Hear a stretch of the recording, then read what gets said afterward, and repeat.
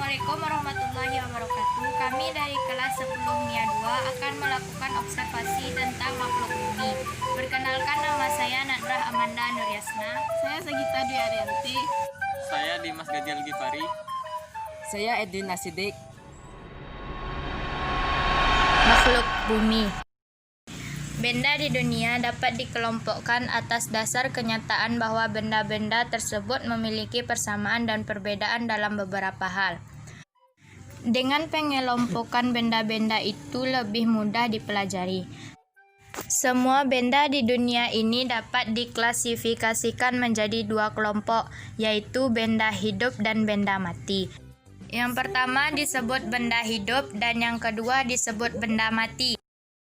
Benda hidup mempunyai ciri-ciri umum seperti bergerak, bernafas, tumbuh, dan mempunyai keturunan. Benda hidup juga membutuhkan makanan.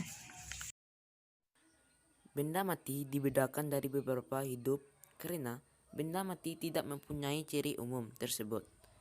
Kera, tumbuhan, ikan, dan buaya contoh benda hidup. Sementara itu, kaca, air, plastik, dan oksigen adalah contoh benda mati. Benda hidup dikelompokkan lagi menjadi binatang dan tumbuh-tumbuhan. Pengelompokan itu dilakukan karena keduanya berbeda dalam beberapa hal. Tumbuh-tumbuhan tidak dapat bergerak dari satu tempat ke tempat lain. Tumbuh-tumbuhan tidak mempunyai otak, jantung, paru-paru, dan darah terapi hidup. Tumbuhan dapat melakukan sesuatu yang sangat penting, yang tidak dapat dilakukan oleh binatang. Tumbuhan dapat menghasilkan makanan sendiri, sedangkan binatang tidak. Tidak semua tumbuh-tumbuhan mempunyai bunga. Oleh karena itu, tumbuhan dapat dikelompokkan menjadi tumbuhan berbunga dan tidak berbunga. Mawar, jagung, dan tanaman buah mempunyai bunga, tetapi jamur, lumut, dan pakis tidak.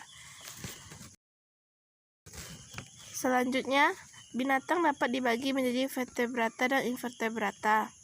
Vertebrata mempunyai tulang belakang seperti manusia, burung, katak, dan lain-lain.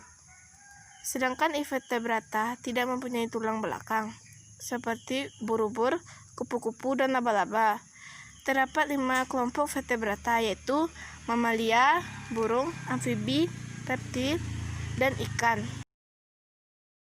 Tumbuhan dan binatang dapat kita jadikan sebagai makanan sehari-hari. Contoh, padi akan menjadi beras lalu diolah menjadi nasi yang kita makan sehari-hari.